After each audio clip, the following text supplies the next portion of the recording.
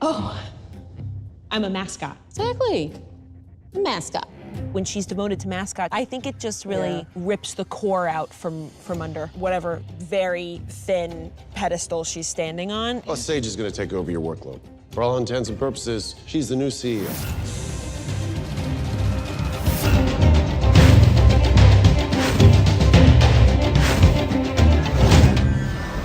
I do think she's actually quite good at her job, and she's very good at convincing herself that all of this is worth something. And a lot of that worth is in like, well, I can show all of the people at my reunion that I am the CEO of this huge company. Like, I think a lot of it is like, and I get to dress really fucking nice every day and everything. I love the way when you're describing that, you go full Ashley. You do, it's great.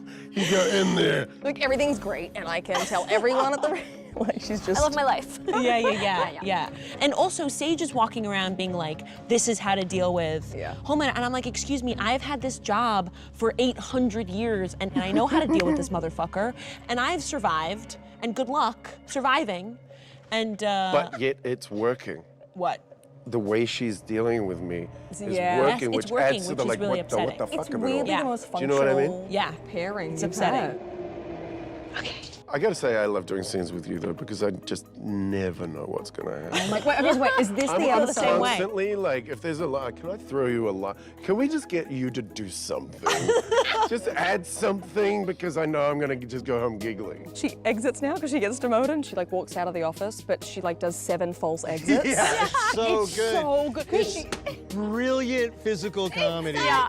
And it is not scripted. It was just, she just kind of walks out, tail between her legs, and Colby comes in and she's like dropping the good. files. She drops the pen. Picking up the files and then the pen, and it was just brilliant. That exit went from like 30 seconds to a minute. Each take it got to, in the end it's like 10 minutes of you leaving. Worth it. Soups are entertainers, period. End of story.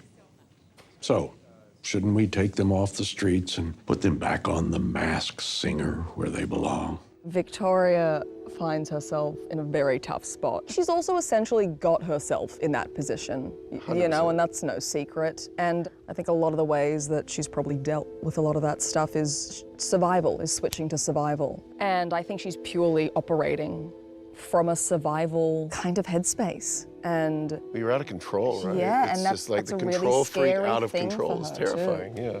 yeah, and she just cannot find a footing.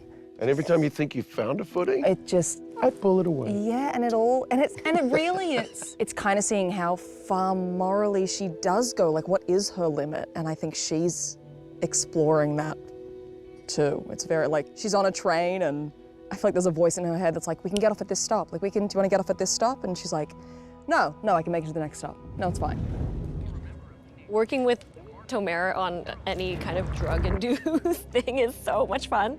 But, you know, I think it's a problem mainly for Kimiko because this is a pivotal moment for her. She's trying to redeem herself and do good by going after Shining Light. And he kind of essentially leaves her in the middle of the fight. She's kind of let down because she was counting on him and he didn't show up for her. Him not taking it seriously is a huge issue for her.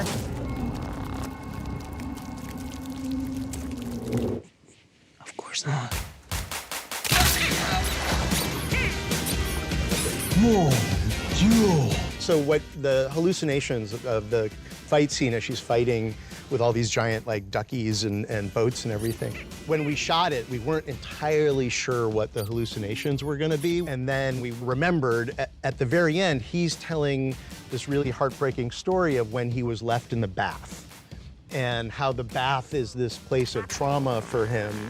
And so we said, oh, these should be the toys that he had when he was in the bath. Oh my God, that's awesome. And so awesome. everything that's floating in his hallucination are elements of him in that bath that he tells the story at the end. Oh, that's so Beautiful. Yeah. French.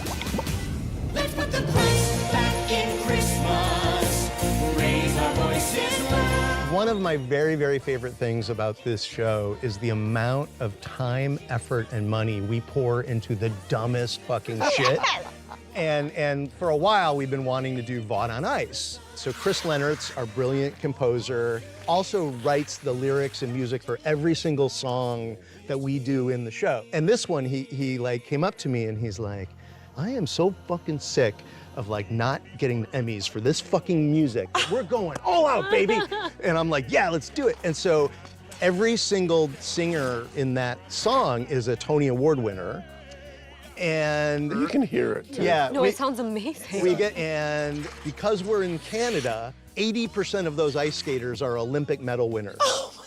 And just because they all are. The Homelander was training for the Olympics. Yeah, they're all Olympic Yeah, yeah, yeah, skaters. yeah. And then I'm the just so costumes. happy. Costumes. Yeah, right. Like so the- Michael had to create like Oh my gosh, yeah. the Vod on Ice, like slick versions, Yeah. you know, the sparkly versions of the outfits. It was just, it's just, mwah.